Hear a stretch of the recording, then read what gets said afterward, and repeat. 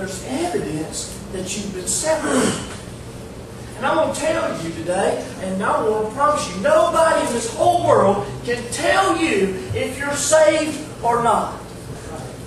No preacher, no church, no association, no book. The only thing, the only way is in your heart. You're the only one that's going to know.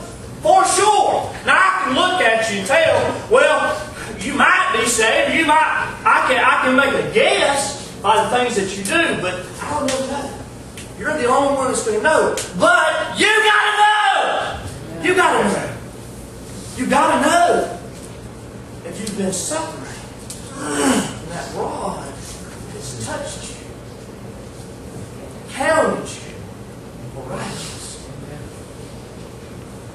Man, anywhere I'm going, even as far back as when I was 16 years old, taking girls on dates, you know, I had everything planned out.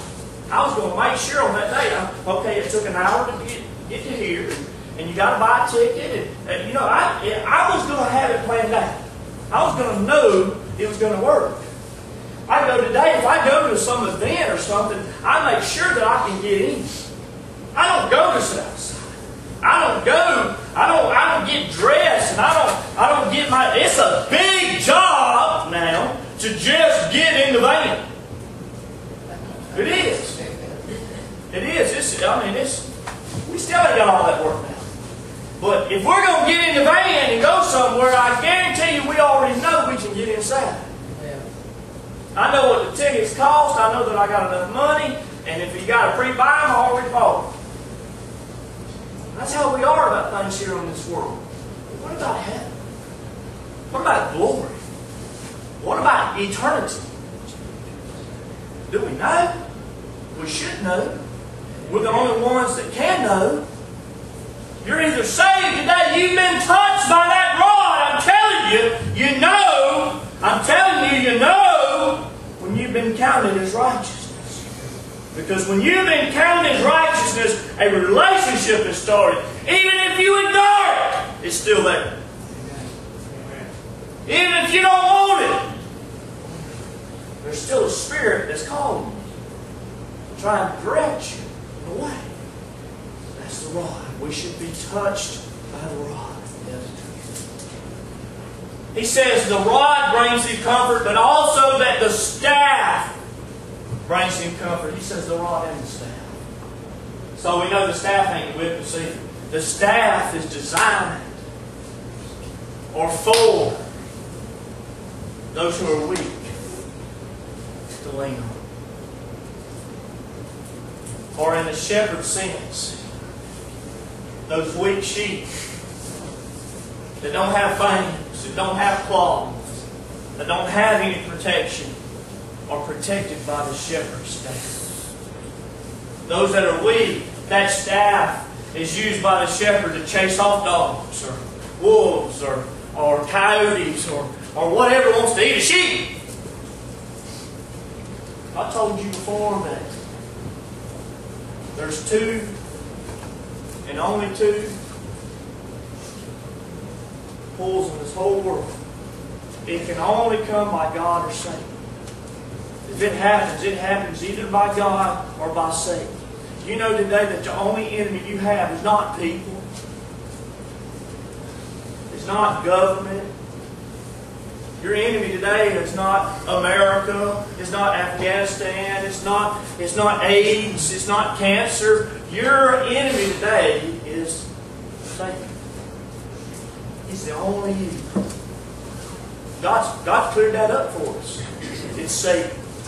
Satan, and you say, well, he's got demons and all angels. Well, all those they follow the order of Satan. Today, we're not fighting against these little things that I'm talking about. We're fighting one common enemy. And he's Satan. So today, God tells us that staff is to put Satan away from us. That staff is to run Satan from our life, from our family, from our body. That's what it is when we get sick. It's Satan coming against my body. That's what it is. That's what it is. Satan is the evil that wants to destroy you. God has told us over and over and over. We don't understand. We don't want to grab the supernatural. Because we might be living in a boogeyman world. We don't want that. But I'm telling you today that evil comes from Satan. God told us in His Word that Satan is here to kill, steal, and destroy. Kill, steal, and destroy. Kill, steal, and destroy. That Satan is the prince of lies. So that's the whole thing we're fighting, is lies. We're fighting when we're all facing government's the problem. It's not government. Satan has manipulated and moved around and messed up government. We're fighting Satan.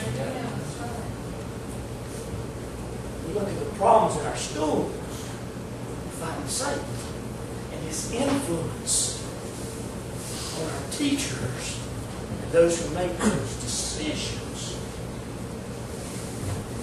See, God brings courage. We've seen it in David. Satan takes our stand away from us. These people used to make stands, but Satan has took away our stands. And we stand. We've seen David stand before Goliath, a giant 14 foot tall. Some little pebbles and a sling. But today we won't even stand up in a meeting. That's how we let prayer escape our schools. The manipulation, the lies, the twisting is what Satan does.